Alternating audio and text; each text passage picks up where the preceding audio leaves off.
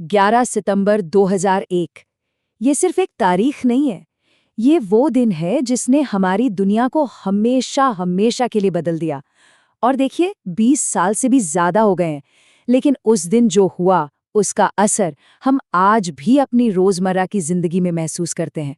तो चलिए आज इसी पर बात करते हैं कि उस दिन असल में हुआ क्या था और उसने हमारी दुनिया पर ऐसा क्या असर डाला। हमलों के ठीक बाद उस वक्त के अमेरिकी राष्ट्रपति जॉर्ज डब्ल्यू बुश ने ये शब्द कहे थे। जरा सोचिए, इन शब्दों में कितना वजन है। ये उस पल की गंभीरता को दिखाते हैं जब दुनिया की सबसे बड़ी ताकत को ये एहसास हुआ कि उस पर सीधा हमला हुआ है। तो हुआ ये कि 11 सितंबर की सुबह सब कुछ अचानक शुरू हुआ।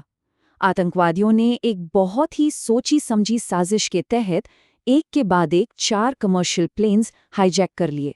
उनकी योजना इन विमानों को एक हथियार की तरह इस्तेमाल करने की थी। देखिए, सुबह के कुछ ही घंटों में ये चारों प्लेन्स उनके कब्जे में थे। सुबह के 8:46 अमेरिकन एयरलाइंस की फ्लाइट 11 सीधे न्यूयॉर्क के वर्ल्ड ट्रेड सेंटर के नॉर्थ टावर में जा घुसी। शुरुआत में तो किसी को कुछ समझ ही नहीं आया। टीवी पर, सड़कों पर हर कोई यही सोच रहा था कि ये शायद कोई बहुत ही भयानक लेकिन एक हादसा है। जो लोग वहां मौजूद थे उनके मुंह से बस यही निकल रहा था। हर तरफ एक अजीब सी खामोशी और खौफ था। जो नज़ारा वो अपनी आंखों से देख रहे थे उस पर यकीन करना नामुमकिन सा था। लेकिन फिर सिर्फ 17 मिनट बाद सुबह 9:03 पर जब दूसरा प्लेन यूनाइटेड एयरलाइंस की फ्लाइट 715 वर्ल्ड ट्रेड सेंटर के दूसरे यानी साउथ टावर से टकराया, तब सब कुछ शीशे की तरह साफ हो गया। ये कोई हादसा नहीं था, ये एक हमला था। उस वक्त राष्ट्रपति बुश फ्लोरिडा के एक स्कूल में बच्चों के साथ थे। सोचिए, वो बच्चों से बात कर रहे थे और तभी उनके chief of staff Andrew card उनके पास आए और कान में धीरे से कहा, अमेरिका पर हमला हुआ है। ये वो पल था जब दुनिया के सबसे ताकतवर इंसान को पता चला कि उसका देश निशाने पर है। और हमला सिर्फ न्यूयॉर्क तक ही सीमित नहीं था। सुबह 9:37 पर तीसरा प्लेन अमेरिकन एयरलाइंस की फ्लाइट 77 वॉशिंगटन डीसी में अमेरिकी रक्षा विभाग के हेडक्वार्टर यानी पेंटागन से टकराया। अब ये साफ था कि अमेरिका के दिल पर चोट की जा रही है।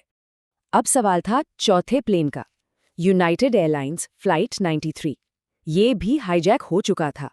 माना जाता है कि आतंकवादियों का अगला निशाना भी वॉशिंगटन डीसी ही था, शायद व्हाइट हाउस या फिर अमेरिकी संसद यानी कैपिटल बिल्डिंग।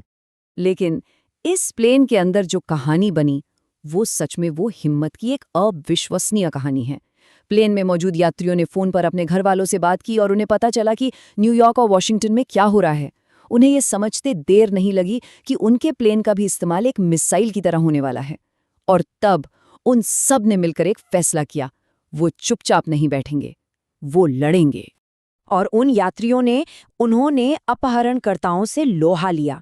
इस लड़ाई के बीच सुबह 10:03 पर वो विमान पेंसिल्वेनिया के एक खाली मैदान में जाकर क्रैश हो गया। उन बहादुर यात्रियों की वजह से अपहरणकर्ताओं की साजिश नाकाम हो गई और ना जाने कितनी ही जानें बच गईं।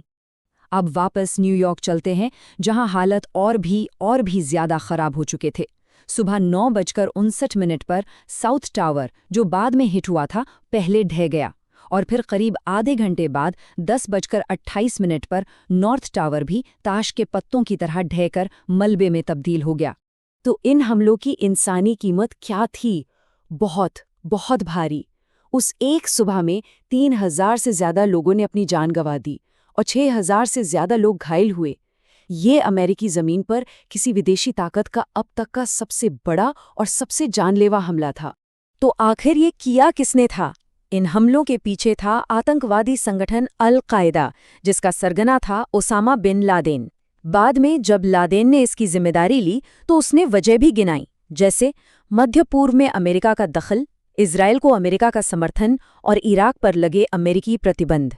हमलों का असर फौरन दिखना शुरू हो गया। दुनिया तेजी से बदल रही थी और इसका एक बड़ा उदाहरण है पेट्रियट एक्ट। 9/11 के सिर्फ 6 हफ्ते बाद अमेरिकी सरकार ने यह कानून पास कर दिया। इस कानून ने सरकार को अपने ही लोगों पर नजर रखने की ऐसी ताकतें दे दी जैसी पहले कभी नहीं थी। मतलब सरकार को ऐसी ताकतें मिल गई कि वो गुप्त रूप से किसी के भी निजी रिकॉर्ड, जैसे कि वो कौन सी किताबें पढ़ रहे हैं या उनके दूसरे दस्तावेज, सब देख सकती थी। बड़े पैमाने पर नागरिकों की जासूसी की जाने लगी। बिना किसी वारंट के लाखों करोड़ों लोगों के फोन रिकॉर्ड्स इकट्ठा किए गए। कई सालों बाद एडवर्ड स्नोडन जैसे विसल ब्लोअर्स ने दुनिया को बताया कि इन ताकतों का इस्तेमाल कितने बड़े लेवल पर हुआ है।